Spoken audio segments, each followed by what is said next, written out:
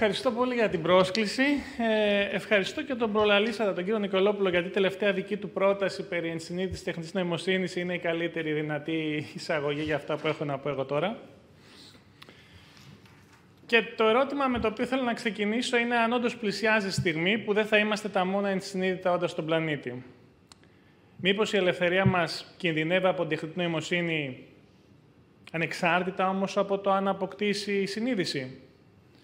Ιδίως η έλευση του Gemini πριν από μερικούς μήνες μας φέρνει αντιμέτωπους με τα παραπάνω ερωτήματα, διότι είναι μια πολυτροπική τεχνητή νοημοσύνη, δηλαδή διαθέτει μια άνευ προηγουμένου ικανότητα να επεξεργάζεται, αλλά επίσης υπό μία έννοια να ερμηνεύει ταυτόχρονα δεδομένα από διαφορετικές πηγές, όπως κείμενο, εικόνες, ήχους και βίντεο. Δηλαδή δεν χρειάζεται να πληκτρολογούμε μόνο τις εντολές, μπορεί να εισπράξει και φωτογραφίες και βίντεο και οτιδήποτε και συγχρόνως έχει μια πρωτόγνωρη συλλογιστική ικανότητα η οποία του επιτρέπει την επίλυση πρακτικών και μαθηματικών προβλημάτων. Σε αυτά τα αξιοσημείωτα χαρακτηριστικά ελοχεύει ένα επαναστατικό δυναμικό για εφαρμογές σε ποικίλες περιοχές από την υγειονομική περίθαλψη, την εκπαίδευση μέχρι την ψυχαγωγία και τις επιχειρήσεις, αλλά επίσης νέες δυνατότητες επιτήρησης και χειραγώγησης των πολιτών ή διεξαγωγής πολεμικών επιχειρήσεων. Η ικανότητα του Gemini να επεξεργάζεται και να συνθέτει πληροφορίες από πολλαπλές πηγές συγχρόνως και σε πραγματικό χρόνο αμφισβητεί τη συμβατική μας κατανόηση της τεχνητής νοημοσύνης. Τα παραδοσιακά συστήματα τεχνητής νοημοσύνης, μέχρι πριν από το Gemini και το GPT-3, όχι το 4 τόσο, συχνά περιορίζονται στην επεξεργασία και ανάλυση δεδομένων εντός ενός μόνο τομέα, όπως η επεξεργασία φυσικής γλώσσας ή αναγνώριση εικόνας. Οι πολλαπλές δυνατότητες του Gemini υποδηλώνουν μια πιο ολιστική και περισσότερο ολοκληρωμένη προσέγγιση στην νοημοσύνη. Μια προσέγγιση που αντικατοπτρίζει την ικανότητα του ανθρώπινου εγκεφάλου να ενσωματώνει και να επεξεργάζεται απρόσκοπτα πολλών ειδών πληροφορίες. Με βάση τα προηγούμενα, λοιπόν, είναι άραγε δυνατόν μια μελλοντική εκδοχή του Gemini να καταστεί ενσυνείδητη και εκεί να συναντήσουμε τα προβλήματα που ξεκινήσαν να συζητούν οι νομικοί σύνεδροι προολίγου. Η σχέση μεταξύ ευφυΐας και συνείδησης είναι περίπλοκη. Παρά το ότι η τελευταία περιλαμβάνει την πρώτη, η ύπαρξη ευφυΐας δεν συνεπάγεται αναγκαία τη συνείδηση. Κατά τη γνώμη μου, η ικανότητα του Gemini να επεξεργάζεται και να εντός εισαγωγικών ερμηνεύει πληροφορίες από πολλαπλές πηγές δεν υποδηλώνει μια στοιχειώδη μορφή συνείδησης. Πιστεύω ότι η συνείδηση είναι ένα μοναδικά ανθρώπινο φαινόμενο, το οποίο είναι θεμελιωδώς διακριτό από τις υπολογιστικές διαδικασίες της τεχνητής νοημοσύνης. Γιατί είναι συνυφασμένο με τη σωματικότητα και τη θνητότητά μας. Αυτό όμως δεν σημαίνει πως η τεχνητή νοημοσύνη δεν μπορεί να εξελιχθεί σε μια ευφυΐα εφάμιλη και ακολούθως ανώτερη του ανθρώπου με επικίνδυνες συνέπειες για το είδος μας. Ιδίως όταν αποτελεί δεδηλωμένο σκοπό των πρωτεργατών της τεχνητής νοημοσύνης σήμερα, του Sam Altman, του Demis Hassabis και των υπολείπων, να δημιουργήσουν σε ένα πρώτο βήμα μια γενική τεχνητή νοημοσύνη, τη δημιουργία της οποίας την τοποθετούν, την εκτιμούν ανάλογα με τα κριτήρια σε 5-6 χρόνια το ανώτερο. Σε αυτή λοιπόν τη δημιουργία της γενικής τεχνητής νοημοσύνης ελοχεύει ένας κίνδυνος, ελοχεύουν πολλοί κίνδυνοι μάλλον, αλλά ο σημαντικότερος εξ αυτών είναι ότι θα οδηγήσει αργά ή γρήγορα, πράγμα το οποίο επίσης αποτελεί στόχο των πρωτεργατών της τεχνητής νοημοσύνης, στη δημιουργία μιας υπερευφύους τεχνητής νοημοσύνης, δηλαδή μιας τεχνητής νοημοσύνης η οποία θα υπερβαίνει τις ανθρώπινες ικανότητες σε αδιανόητο βαθμό. Το Gemini, λοιπόν, αποτελεί ένα μείζον βήμα σε αυτή την κατεύθυνση, παρά το ότι μόλις 5 χρόνια νωρίτερα μια γενική τεχνητή νοημοσύνη, δηλαδή μια τεχνητή νοημοσύνη ικανή να επιτελεί όσα μπορούμε να επιτελούμε εμείς ως άνθρωποι, έμοιαζε επιστημονική μυθοπλασία. Βρισκόμαστε λοιπόν σε ένα σταυροδρόμι, γιατί η ταχύτατη πλέον εξέλιξη της τεχνητής νοημοσύνης επιφέρει μια ριζική αλλαγή στην ανθρώπινη ιστορία, για την οποία ο διευθύνων σύμβολος της Google, ο Σάνταρ Πιτσάι, δήλωσε πως θα αποδειχθεί σημαντικότερη από την ανακάλυψη της φωτιάς. Και η τελική απόφαση για την κατεύθυνση που θα επιλέξουμε ως κοινωνία οφείλει να είναι πολιτική, την κατεύθυνση της ανάπτυξής της, και δεν πρέπει να αληφθεί από τις ίδιες εταιρείες πληροφορικής, ιδίως όταν αυτές επιθυμούν διακαώς νομοθετική ρύθμιση στην ανάπτυξη τεχνητής νοημοσύνης.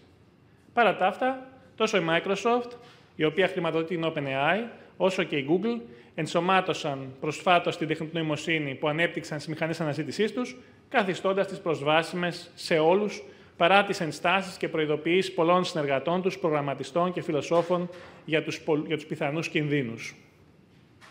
Η πρωτοφανής επιτυχία του GPT της OpenAI και ο φόβος της Google για την τυχόν απώλεια της πρωτοκαθεδρίας της εγγενίασαν έναν αγώνα ταχύτητας, ο οποίος εξακολουθεί και εκτελήσεται και θα επιταχύνει, με σκοπό την επίτευξη, όπως προαναφέρθηκε, μιας ισχυρής τεχνητής νοημοσύνης, και σε αυτόν τον αδυσόπιτο αγώνα η ασφαλής χρήση τεχνητής νοημοσύνης παραμένει ένα κύριο ζητούμενο, καθώς οι αναγκαίοι μηχανισμοί ελέγχου προς το παρόν υπολείπονται των ικανοτήτων της και επιπλέον φαίνεται να θυσιάζονται στο βωμό του οικονομικού κέρδους.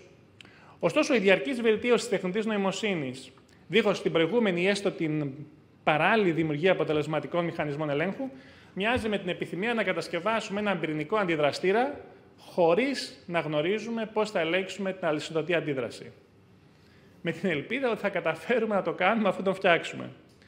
Αλλά η δημιουργία αποτελεσματικών μηχανισμών ελέγχου είναι ένα προκλητικά δύσκολο εγχείρημα, επειδή ανάμεσα σε άλλα, η εσωτερική λειτουργία της τεχνητής νοημοσύνης παραμένει εν πολλοίς αδιαφανής στους ίδιους τους δημιουργούς και θα επιταχύνει, με σκοπό την επίτευξη, όπως προαναφέρθηκε, μιας ισχυρής τεχνητής νοημοσύνης, και σε αυτόν τον αδυσόπιτο αγώνα η ασφαλής χρήση τεχνητής νοημοσύνης παραμένει ένα κύριο ζητούμενο, καθώς οι αναγκαίοι μηχανισμοί ελέγχου προς το παρόν υπολείπονται των ικανοτήτων της και επιπλέον φαίνεται να θυσιάζονται στο βωμό του οικονομικού κέρδους. Ωστόσο, η διαρκής βελτίωση της τεχνητής νοημοσύνης, δίχως την προηγούμενη ή έστω την παράλληλη δημιουργία αποτελεσματικών μηχανισμών ελέγχου, μοιάζει με την επιθυμία να κατασκευάσουμε έναν πυρηνικό αντιδραστήρα χωρίς να γνωρίζουμε πώς θα ελέγξουμε την αλυσιδωτή αντίδραση. Με την ελπίδα ότι θα καταφέρουμε να το κάνουμε αφού τον φτιάξουμε. Αλλά η δημιουργία αποτελεσματικών μηχανισμών ελέγχου είναι ένα προκλητικά δύσκολο εγχείρημα, επειδή ανάμεσα σε άλλα, η εσωτερική λειτουργία της τεχνητής νοημοσύνης παραμένει εν πολλοίς αδιαφανής στους ίδιους τους δημιουργούς της. Αδιαφανής γιατί, ορισμένα λόγια για το πώς λειτουργούν αυτά τα μοντέλα, τα προγνωστικά γλωσσικά μοντέλα όπως το GPT-4 είναι νευρονικά δίκτυα, τα οποία παράγουν κείμενα, εικόνες, βίντεο, χρησιμοποιώντας τη στατιστική, δηλαδή αναλύοντας ένα τεράστιο όγκο δεδομένων και σχεδιάζοντας ένα είδος μαθηματικού χάρτη της γλώσσας, στον οποίο εφαρμόζουν συναρτήσεις πιθανότητας, είναι σε θέση εν τέλει να προβλέψουν τον κατάλληλο συνδυασμό λέξεων. Παρά το ότι δεν κατανοούν, συνεπώς ούτε νοηματοδοτούν τους παραγόμενους συνδυασμούς, είναι αρκετά ευφυοί για να ανακαλύψουν δυσδιάκριτους συσχετισμούς μεταξύ των συμβόλων. Φερειπίν η λέξη άνθρωπος είναι για το GPT-4 ένα σύμβολο, που όμως έχει μια σχέση με τον πραγματικό άνθρωπο, επειδή τα δεδομένα για τον ορισμό του συμβόλου προέρχονται από τον πραγματικό κόσμο. Έτσι, για παράδειγμα, ο συνδυασμός των συμβόλων άνθρωπος και λευκός μπορεί να οδηγήσει στο δυτικός, δηλαδή ένα αποτέλεσμα που υπερβαίνει τα αρχικά σύμβολα. Εδώ έγκυται η ανωτερότητα της σημερινής τεχνητής νοημοσύνης συγκριτικά με εκείνες του παρελθόντος. Ο άνθρωπος όμως εξακολουθεί να υπερέχει αυτής, καθώς είναι σε θέση να νοηματοδοτεί τις λέξεις, όμως η τεχνητή νοημοσύνη, παρά το ότι δεν διαθέτει κατανόηση, πλέον παράγει κείμενα, μουσικές, εικόνες, βίντεο, που δεν διακρίνονται ή διακρίνονται πολύ δύσκολα από τα ανθρώπινα. Έτσι, μπορούμε να διακηρύξουμε εκ νέου το θάνατο του συγγραφέα. Παράλληλα όμως, ορισμένοι συγγραφείς έχουν αρχίσει να γράφουν με τη βοήθεια της τεχνητής νοημοσύνης. Όπως αντίστοιχα μουσικοί, σκηνοθέτες, φωτογράφοι και εικαστικοί συνθέτουν, σκηνοθετούν, δημιουργούν εικόνες, χρησιμοποιώντας προγράμματα όπως το Runway, το Synthesia, το Amper Music, το DALL-E 2 και προσεχώς τη Sora. Και εδώ η ανησυχία, τουλάχιστον για μένα που είμαι συγγραφέας, είναι ότι όπως σήμερα θεωρείται απολύτως περιττό κανείς να κάνει τριψήφιους πολλαπλασιασμούς και τετραψήφιες διαιρέσεις, και μάλιστα κάποιος που θα ήταν σε θέση να κάνει τριψήφιους πολλαπλασιασμούς και τετραψήφιες διαιρέσεις δεν θα ήταν καν αξιοθαύμαστος, έτσι και μελλοντικώς το να γράφει κανείς κείμενα δεν θα θεωρείται προς επίρρωση των όσων λέω. Έτσι λοιπόν μελλοντικώς, το να γράφει κανείς κείμενα θα θεωρείται πρώτα απ' όλα περιττό, γιατί τα κείμενα θα γράφονται από την τεχνητή νοημοσύνη και επιπλέον ακόμη και όσοι εξακολουθούν να γράφουν κείμενα δεν θα θεωρούνται αξιοθαύμαστοι. Αυτό είναι τρομακτικό. Όλη σας η επικοινωνία, για παράδειγμα, η ηλεκτρονική σας αλληλογραφία, τα μηνύματα σε γνωστούς φίλους, συγγενείς και τα επαγγελματικά, απλά θα γράφονται από κάποιον άλλον, δεν θα γράφονται από εσάς. Για ποιο λόγο θα έπρεπε να τα γράφετε, εφόσον θα μπορούσαν να γράφονται με έναν πολύ καλύτερο τρόπο από όσα θα μπορούσατε εσείς οι ίδιοι, ή ακόμη και αν είστε επαγγελματίες συγγραφείς, ο χρόνος που θα απαιτούνταν για να γράψετε ένα τόσο άτιο κείμενο θα ήταν αρκετά μεγαλύτερος από τον χρόνο που απαιτείται για να το γράψει μια τεχνητή νοημοσύνη. Και προφανώς σε ένα πρώτο βήμα τέτοιου είδους κείμενα θα είναι τεχνικά κείμενα ή κείμενα τελείως τυπικής επικοινωνίας, αλλά σε ένα δεύτερο βήμα μπορούμε να φανταστούμε να γράφονται και βιβλία κατά αυτόν τον τρόπο, να συνθέτεται μουσικά έργα κατά αυτόν τον τρόπο ή ακόμα και κινηματογραφικές ταινίες. Σε αυτό το σενάριο θα εξακολουθούν να υπάρχουν στο μέλλον πιθανώς κάποιοι αναγνώστες, κάποιοι μουσικόφιλοι, κάποιοι κινηματογραφόφιλοι, οι οποίοι θα προτιμούν ανθρώπινα έργα, όπως φαντάζομαι θα υπάρχουν και ορισμένοι άνθρωποι που θα εξακολουθούν να δημιουργούν χωρίς την χρήση τεχνητής νοημοσύνης. Υποψιάζομαι όμως ότι θα αποτελούν μια ισχνή μειοψηφία, όπως αντίστοιχα σήμερα οι περισσότεροι από εμάς προτιμούμε ένα τυποποιημένο, βιομηχανικά τυποποιημένο κουστούμι, συγκριτικά με ένα χειροποίητο. Και υποψιάζομαι ότι οι περισσότεροι σε αυτή την αίθουσα δεν έχουν υποδήματα κατασκευασμένα χειροποίητα κατά παραγγελία, ούτε φορούν ρούχα τα οποία έχουν ραφτεί κατά παραγγελία και έχοντας περάσει μια διαδικασία 2-3 επισκέψεων σε ένα ράφτη όπου τους πήρε τα μέτρα και μετά ξαναδοκίμασαν, έγιναν διορθώσεις και στο τέλος παρέλαβαν αυτά που φορούν, είτε πρόκειται για πουκάμισα, είτε πρόκειται για φορέματα και ούτω καθεξής. Και όπως δεν αισθανόμαστε καθόλου άβολα να φορούμε ρούχα τα οποία είναι βιομηχανικά τυποποιημένα και κατασκευασμένα σε μαζική κλίμακα, έτσι μελλοντικώς, πιθανώς, ίσως όχι εμείς οι ίδιοι που είμαστε μια μεταβατική γενιά, αλλά οι φοιτητές μου ή ακόμα και νεότεροι, να μην αισθάνονται διόλου άβολα να καταναλώνουν κείμενα, πνευματικά αγαθά δηλαδή, κατασκευασμένα από μια τεχνητή νοημοσύνη. Δηλαδή, εδώ θα μπορούσαμε να πούμε ότι όπως η βιομηχανική επανάσταση αξιοποίησε την τεχνική ανάπτυξη που έφερε η πρόοδος για τη μαζική και ταχαίτη παραγωγή υλικών αγαθών μέσω της εκμηχάνησης παραγωγής, θα συμβεί κάτι αντίστοιχο με την παραγωγή πνευματικών αγαθών και όπως αυτή η μαζικότητα στην παραγωγή οδήγησε στην υποβάθμιση των ανθρώπων που εργάζονταν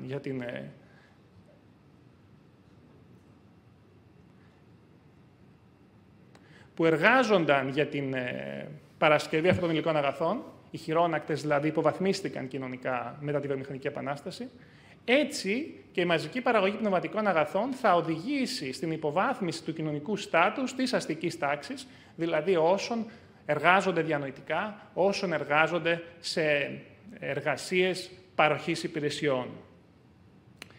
Η τρέχουσα λοιπόν επανάσταση τεχνητής νοημοσύνης υποβαθμίζει την αξία της διανοητικής εργασίας με αντίστοιχο τρόπο που υποβαθμίστηκε η αξία της χειρονακτικής εργασίας κατά τη βιομηχανική επανάσταση, μειώνει το κύρος των ακαδημαϊκών κοινωνικών στρωμάτων και δεν πλήττεται μόνο ο ναρκισσισμός της ακαδημαϊκής τάξης, τα μέλη της οποίας αντιλαμβάνονται τις σπουδές κυρίως ως επένδυση για την διατήρηση του τρόπου ζωής τους, κλονίζεται επίσης γενικότερα το αίσθημα υπεροχής του ανθρώπου έναντι των υπολείπων ζώων, τα οποία διαθέτουν συγκριτικά με αυτόν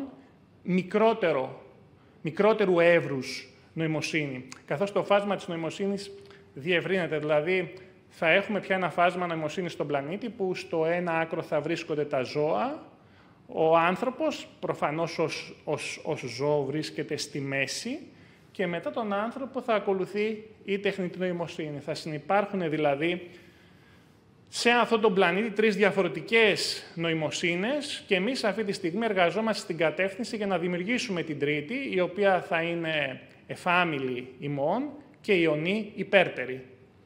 Ας αναλογιστούμε αν κάτι τέτοιο είναι φρόνιμο. Ήδη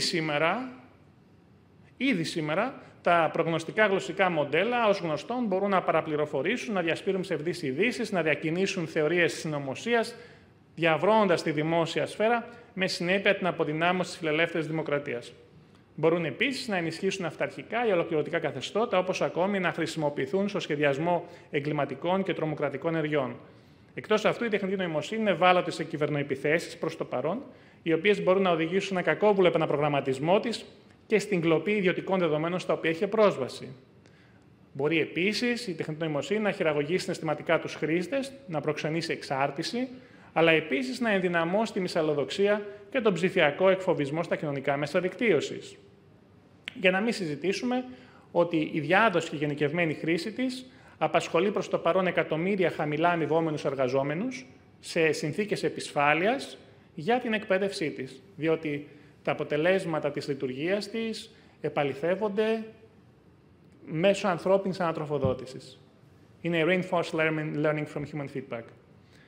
Και πιθανότατα μπορεί να οδηγήσει και σε μείωση θέσεων εργασίας, η οποία ίσως δεν θα αντισταθμιστεί από τη δημιουργία νέων, ιδίως όταν οι επιχειρήσεις επιδιώκουν το κέρδος ως υπέρτατο στόχο. Έτσι λοιπόν, δεν μπορεί να αποκλείσει το ενδεχόμενο η τεχνητή νοημοσύνη να διευρύνει αρχικά τις οικονομικές και κοινωνικές ανισότητες, ώστε ό,τι γίνει ευρεία προσβάσιμη, καθιστώντας ίσως εφικτή μια καθολική αναδιανομή του πλούτου. Σε όλα αυτά, δεν θα πρέπει να λησμονήσουμε και τις συνέπειες της ανάπτυξης τεχνητής νοημοσύνης στο περιβάλλον, οι οποίες είναι κρίσιμες. Γιατί πρώτον, υπάρχει μια τεράστια κατανάλωση ενέργειας που απαιτείται για τη λειτουργία της, καθώς κατασκευάζονται μεγαλύτερα υπολογιστικά κέντρα ικανά να τρέξουν τους απαιτητικότερους αλγορίθμους τεχνητής νοημοσύνης. Δεύτερον, λόγω της εκπομπής θερμικών ρήπων από αυτές τις εγκαταστάσεις, όπου στεγάζονται οι αναγκαίοι ηλεκτρονικοί υπολογιστές, και αυτές οι εγκαταστάσεις συνήθως βρίσκονται είτε στην Ανταρκτική είτε στην Αλάσκα, με αποτέλεσμα να επιδεινώνουν το φαινόμενο του θερμοκηπίου, την αύξηση δηλαδή της θερμοκρασίας σε παγκόσμια κλίμακα, επιταχύνοντας τη διαδικασία. Και επίσης δεν γνωρίζουμε με ποιον τρόπο ακριβώς αναπτύχθηκαν αλγόριθμοι όπως το GPT-4 ή το Gemini, με συνέπεια την αδιαφάνεια, επειδή οι εταιρείες επικαλούνται λόγους ασφάλειας, ανησυχώντας ότι η δημοσιοποίηση της ερευνάς τους οδηγήσει σε κακή και επικίνδυνη χρήση. Υπό το πρίσμα των προαναφερθέντων γίνεται κατανοητό ότι είναι απολύτως αναγκαίο να ελεγχθούν οι εφαρμογές τεχνητής νοημοσύνης, προτού ο ανταγωνισμός μεταξύ των εταιριών πληροφορικής επιταχύνει επικίνδυνα την εξέλιξή τους. Γι' αυτό το λόγο απαιτείται σίγουρα μεγαλύτερη διαφάνεια στην έρευνα για την τεχνητή νοημοσύνη, ιδίως όσον αφορά τα δεδομένα που χρησιμοποιούνται για την εκπαίδευσή της και ανάπτυξη μηχανισμών ελέγχου της, προτού είναι αργά, έτσι ώστε η συνύπαρξη ανθρώπων και τεχνητής νοημοσύνης να είναι αρμονική, σηματοδοτώντας ίσως μια εποχή πρωτόγνωρης ευημερίας. Προς το παρόν όμως, με τη χρήση τεχνητής νοημοσύνης, τα δεδομένα των χρηστών του διαδικτύου που αφορούν την υγεία, που συζητούμε εδώ σε αυτό το συνέδριο, όπως συλλέγονται από τα έξυπνα ρολόγια τους, τις μουσικές προτιμήσεις τους, τα βίντεο που παρακολουθούν στο YouTube, μέχρι τις μετακινήσεις, τις αγοραστικές συνήθειες και τα σχόλια τα οποία διατυπώνουν στα κοινωνικά μέσα δικτύωσης, μπορούν να αξιοποιούνται από τους ίδιους για την ψηφιακή αυτογνωσία τους. Όμως μπορούν επίσης να χρησιμοποιηθούν για την πρόβλεψη της συμπεριφοράς των χρηστών, και προσέξτε η λέξη χρηστών εδώ, αυτή η ιδιόρυθμη αλλαγή. Πριν από την εμφάνιση και διάδοση του διαδικτύου, όταν λέγαμε κάποιος είναι χρήστης, εννοούσαμε κυρίως χρήστης ναρκωτικών ουσιών. Η λέξη χρήστης είχε μια αρνητική σημασία. Με το διαδίκτυο το χρήστης απέκτησε θετική σημασία. Πιθανώς τώρα με την τεχνητή νοημοσύνη η λέξη χρήστης να χάσει εντελώς τη σημασία της, γιατί δεν θα είμαστε εμείς οι χρήστες τεχνητής νοημοσύνης, αλλά πιθανόν η τεχνητή νοημοσύνη θα χρησιμοποιεί εμάς. Δεν το λέω αυτό ανθρωπομορφίζοντάς την σε καμία περίπτωση. Απλώς η φύση της σχέσης μας με αυτή θα είναι πολύ διαφορετική από απλή σχέση εργαλειακής χρήσης, να το θέσω έτσι. Το εικονιστικό υποκείμενο, λοιπόν, αυτός ο ευρυτικός, ψηφιακός και ενσώματος σε αυτός που είναι ο καθένας από εμάς, μπορεί με την χρήση της τεχνητής νοημοσύνης, ας διατηρήσουμε την λέξη χρήση προς το παρόν, να μαθαίνει ευκολότερα ξένες γλώσσες, να μεταφράζει καλύτερα, αλλά επίσης ταχύτερα κείμενα, προκειμένου να επικοινωνεί αβίαστα με συνεργάτες ή φίλους. Επιπλέον, ρομπότ με ενσωματωμένη τεχνητή νοημοσύνη μπορούν να εκτελούν ανεπιθύμητες ή και επικίνδυνες εργασίες, όπως επίσης και να συνεισφέρουν στη φροντίδα των παιδιών και των ηλικιωμένων, που και αυτές μερικές φορές είναι επικίνδυνες εργασίες. Χάρη σε αυτήν μπορεί να καταστεί η εξερεύνηση του διαστήματος ευκολότερη και να αντιμετωπιστούν οι συνέπειες στις κλιματικές αλλαγές. Οπότε, παρά το αρχικό άρωμα που ανέδειξε πιθανώς η εισήγησή μου, το μέλλον δεν είναι αναγκαία δυστοπικό ή ουτοπικό, αλλά ενδέχεται συγχρόνως να είναι και τα δύο. Και ουτοπικό και δυστοπικό. Φρόνιμο, πιστεύω, για τη διασφάλιση της ανθρωπινότητας και της ελευθερίας μας είναι να διαβουλευτούμε ως προς τη διαμόρφωσή του, εκκινώντας από την οριοθέτηση του πεδίου εφαρμογών της τεχνητής νοημοσύνης. Πιο συγκεκριμένα, θα πρέπει να προσδιορίσουμε τις ανθρώπινες δραστηριότητες οι οποίες θα ανατεθούν σε αυτή, ώστε να μην καταλήξει να απαλλάξει τον άνθρωπο από την ευθύνη για τις πράξεις του και την ιστορία του, εν τέλει αντικαθιστώντας τον. Και αυτό είναι το πάρα πολύ μεγάλο δύσκολο ερώτημα. Δηλαδή, είναι ένα ζήτημα που θα πρέπει να αντιμετωπίσουμε σε ατομικό και συγχρόνως σε συλλογικό, εθνικό επίπεδο. Και η δυσκολία του ζητήματος έγκυται στο ότι επί της ουσίας πρόκειται για μια επιλογή μεταξύ ευκολίας και ελευθερίας. Η τεχνητή νοημοσύνη μας υπόσχεται και μας προσφέρει σε σημαντικό βαθμό ήδη μια άνευ προηγουμένου ευκολία, αποτελεσματικότητα, ταχύτητα στην διεκπεραίωση των περισσότερων δραστηριοτήτων μας. Την ίδια στιγμή όμως, η άκρητη, αβίαστη εκχώρηση δραστηριοτήτων σε αυτή θα μας κάνει να απολέσουμε ασυναίσθητα και βαθμιαία την ίδια μας την ελευθερία. Πώς όμως μπορούμε να το απαντήσουμε αυτό εκ των προτέρων? Θα πρέπει να αναστοχαστούμε ποιες δραστηριότητες για μας τους ιδίους είναι πολύτιμες, αυτές καθεαυτές. Δραστηριότητες που δεν αποτελούν μέσο για την επίτευξη ενός άλλου σκοπού. Ας δώσω ορισμένα δύσκολα παραδείγματα. Η επιστήμη. Ας υποθέσουμε, όπως έχει ήδη αρχίσει να γίνεται, ότι μια τεχνητή νοημοσύνη, η οποία έχει την ικανότητα να επεξεργάζεται με ασύλληπτη ταχύτητα δεδομένα, λειτουργεί στο CERN, το κέντρο των επιταχυντή σωματιδίων στην Ελβετία, και έχει την ικανότητα όχι απλώς να καταγράφει, συγκεντρώνει, αναλύει όλα τα δεδομένα από τις συγκρούσεις των σωματιδίων, αλλά την ίδια στιγμή να διατυπώνει και επιστημονικές θεωρίες βάσει αυτών. Επιστημονικές θεωρίες που πιθανώς για εμάς να είναι δύσκολες στην κατανόησή τους ή ακόμη και εντελώς ακατανόητες. Αν η τεχνητή νοημοσύνη αποδειχθεί καλύτερη από εμάς στην επιστημονική έρευνα, θα έπρεπε να τις εκχωρήσουμε την επιστημονική έρευνα ή θα έπρεπε να τη διατηρήσουμε για εμάς τους ιδίους, γνωρίζοντας ότι τα πορίσματα, οι καρποί αυτής θα υπολείπονται σε ποιότητα, σε εύρος, σε βάθος, από αυτό που θα μας προσέφερε μια τεχνητή νοημοσύνη. Και σε όσους από εσάς φρόνιμα προτείνουν να συνεργαστούμε μεταξύ μας, αργά ή γρήγορα όμως το δίλημμα θα τεθεί. Όσο περισσότερο αναπτύσσεται τεχνητή νοημοσύνη, τόσο θα υπερβαίνει τις δικές μας ικανότητες. Δέστε για παράδειγμα το σκάκι. Στην αρχή μια τεχνητή νοημοσύνη δεν μπορούσε να κερδίσει τους ανθρώπους στο σκάκι. Ακολούθως, με την βοήθεια των ανθρώπων βελτιώθηκε, άνθρωποι και υπολογιστές συνεργάζονταν και παίζαν και μεταξύ τους. Τώρα έχουμε φτάσει σε ένα σημείο που οι ικανότητες τεχνητής νοημοσύνης στο σκάκι είναι τέτοιες που δεν έχει κανένα απολύτως νόημα για τους ανθρώπους να παίζουν με μια τεχνητή νοημοσύνη σκάκι. Πολύ πιθανό να συμβεί αυτό και με την επιστημονική έρευνα. Το ίδιο ερώτημα μπορεί να τεθεί και όσον αφορά την τέχνη. Σε ένα πρώτο βήμα, η χρήση της τεχνητής νοημοσύνης για την δημιουργία έργων τέχνης προσφέρει έναν ασύλληπτο εκδημοκρατισμό της δημιουργικότητας. Δηλαδή, δεν θα πρέπει κανείς να επενδύει 10, 15, 20 χρόνια από τον βίο του με προσήλωση, με άοκνη προσπάθεια, με αυτοσυγκέντρωση και σιδηρά αυτοπιθαρχία, προκειμένου να μάθει να παίζει ένα μουσικό όργανο.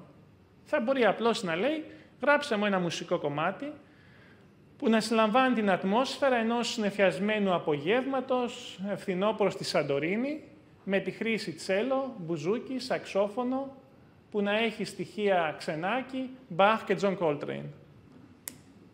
Δημιουργήθηκε.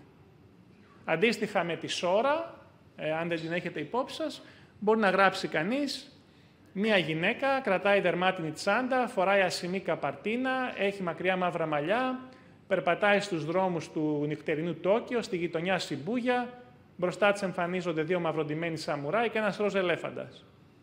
Και ξαφνικά βλέπει κανείς το βιντεάκι αυτού που μόλις έγραψε.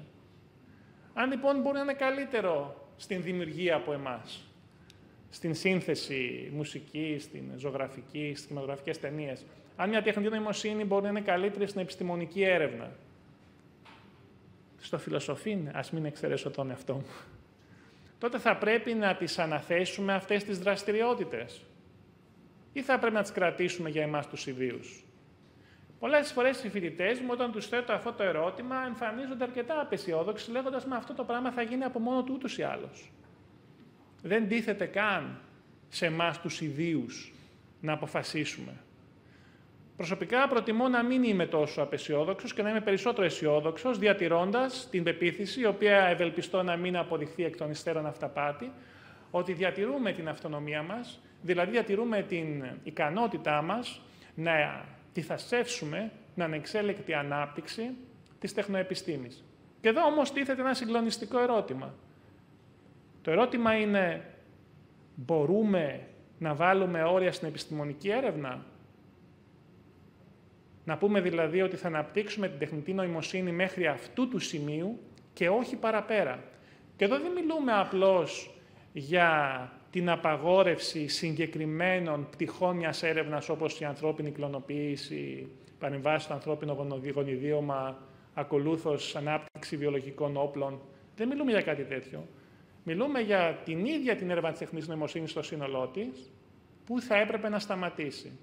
Διότι αν δεν βάλουμε το όριο να σταματήσει στην επίτευξη νοημοσύνης εφάμιλης της ανθρώπινης, μπορεί να είναι αργά, ούτως ώστε να βάλουμε το όριο στην μη δημιουργία υπερεφύους τεχνητής νοημοσύνης. Αυτά τα ερωτήματα λοιπόν αφορούν την διαβούλευση στη δημόσια σφαίρα, μιας δημόσιας σφαίρας όμως που προς το παρόν δυσκολεύεται να παρακολουθήσει τις ραγδαίες τεχνικές εξελίξεις, τους νομοθέτες οι οποίοι ασθμένοντας ακολουθούν αυτές τις εξελίξεις. Και εδώ σε αυτό το σημείο έχει συζητηθεί και στις προηγούμενες διαλέξεις, φαντάζομαι, οπότε δεν θα πω πάρα πολλά πράγματα. Θα ήθελα να αναφερθώ στην νομοθεσία της Ευρωπαϊκής Ένωσης όσον αφορά την τεχνητή νοημοσύνη, που είναι σίγουρα ένα σημαντικότατο βήμα προόδου στη ρύθμιση αυτής της σύνθετης και εξελισσόμενης τεχνολογίας. Ωστόσο... Μπράβο, ναι, το φαντάστηκα. Οπότε η κριτική που θα έκανα εγώ, με συγχωρείτε που δεν παρακολούθησα τη διάλεξή σας και απολογούμε αν τυχόν και επαναλαμβάνομαι, αλλά η κριτική που θα έκανα εγώ σε αυτήν επιγραμματικά είναι ότι πρώτον δεν υπάρχει αρκετή σαφήνεια στο εύρος και στην κατηγοριοποίηση του κινδύνου. Δεν είναι επίσης σαφές ότι υπάρχουν συστήματα τεχνητής νοημοσύνης που δεν είναι υψηλού κινδύνου, αλλά παρά το γεγονός αυτό, σε αυτά ελοχεύει πολύ σημαντικός κίνδυνος. Επίσης, είναι δύσκολο το ζήτημα της ευθύνης του παρόχου έναντι του χρήστη, δηλαδή ανάθεση της ευθύνης στους παρόχους. Στους προγραμματιστές μοιάζει να είναι λογική, καθώς αυτοί ηγούνται του σχεδιασμού ενός συστήματος τεχνητής νοημοσύνης. Αλλά η έβριση της κατάλληλης ισορροπίας μεταξύ της ευθύνης του παρόχου και του χρήστη είναι πάρα πολύ δύσκολη και αν σε αυτό επίσης λάβουμε υπόψη το αν η ίδια τεχνητή νοημοσύνη, όπως προτάθηκε νωρίτερα, θα μπορούσε να χαρακτηριστεί πρόσωπο, ούτως ώστε να έχει αυτή επίσης ευθύνη, γίνεται ακόμη συνθετότερο. Εδώ βέβαια στο αν η ίδια τεχνητή νοημοσύνη μπορεί να θεωρηθεί πρόσωπο, δεν είναι προϋπόθεση προφανώς το να είναι ενσυνείδητη, πιστεύω. Αλλά ακόμη και αν αυτό δεν αποτελεί προϋπόθεση, εάν αποδώσουμε το στάτους προσώπου στην τεχνητή νοημοσύνη, τότε θα έχει επίσης ηθικό στάτους. Τι θα σήμαινε αυτό? Θα σήμαινε ότι τι δικαίωμα θα είχαμε να διαγράψουμε μια τεχνητή νοημοσύνη. Εάν έχει ηθικό στάτους, εάν έχει δικαίωμα. Έχει δικαίωμα στην ύπαρξη, έχει δικαίωμα στην αναπαραγωγή. Μπορούμε να περιορίσουμε το πόσες φορές θα αντιγράψει το λογισμικό της σε άλλες συσκευές. Μπορούμε να καθορίσουμε για πόσο χρόνο θα χρησιμοποιείται ή όχι. Εάν δηλαδή καταστεί πρόσωπο, θα πρέπει να της αποδώσουμε και ένα ηθικό στάτους και ορισμένα δικαιώματα που απορρέουν από αυτό το στάτους, το οποίο είναι επίσης πάρα πολύ σύνθετο να γίνει. Πάντως, επουδενή δεν θέλω να είμαι αρνητικός απέναντι στην ευρωπαϊκή νομοθεσία, η οποία είναι πολύ πληρέστερη από εκείνη των ΗΠΑ, στην οποία δεν θα επισέλθω, ή της Κίνας, που βρίσκεται ακόμη σε εμβραϊκό στάδιο. Θα ήθελα να σας παρακαλέσω λίγο για το χρόνο, για να έχουμε και περιθώριο λίγο συζήτησης. Ναι, θα κλείσω. Αυτή είναι η τελευταία μου παράγραφος. Αυτή είναι η τελευταία μου παράγραφος. Το ζήτημα όμως που βρίσκεται στον πυρήνα όλων αυτών είναι το ζήτημα της ευθυγράμμισης της τεχνητής νοημοσύνης με τις δικές μας αξίες, δηλαδή το πώς μπορούμε να εξασφαλίσουμε ότι η λειτουργία της δεν θα έρχεται σε αντίθεση με τα όσα εμείς επιθυμούμε, όχι επειδή η ίδια θα είναι κακόβουλη, ενσυνείδητη, όπως παρουσιάζεται συχνά σε ταινίες επιστημονικής φαντασίας, αλλά επειδή θα εφαρμόζει με απρόβλεπτο τρόπο τα όσα εμείς τη ζητούμε. Η ευθυγράμμιση όμως της τεχνητής νοημοσύνης με τις αξίες μας είναι ένα περίπλοκο και πολύπλευρο πρόβλημα που απαιτεί τη συμβολή πληθώρας ειδικών σε τομείς όπως η φιλοσοφία, η επιστήμη των υπολογιστών και η ψυχολογία, για να κατονομάσουμε μόνο ορισμένους εξ αυτών.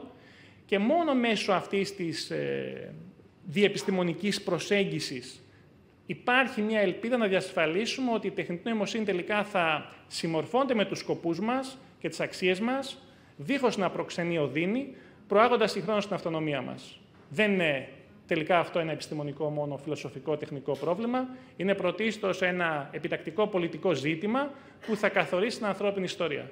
Προϋπόθεση για να επιλέξουμε ποιες δραστηριότητες, όπως προανέφερα, θα εκχωρήσουμε στην τεχνητή νοημοσύνη και ποιες επιθυμούμε να εξακολουθούμε να ασκούμε εμείς οι ίδιοι, καθώς έχουν εγγενή αξία, είναι να διαβγάσουμε την ανθρωπινότητά μας, απαντώντας πάντα πρόσκαιρα στο αβυσσαλαίο ερώτημα της Φίγκας, τι είναι ο άνθρωπος. Ευχαριστώ πολύ για την προσοχή σας.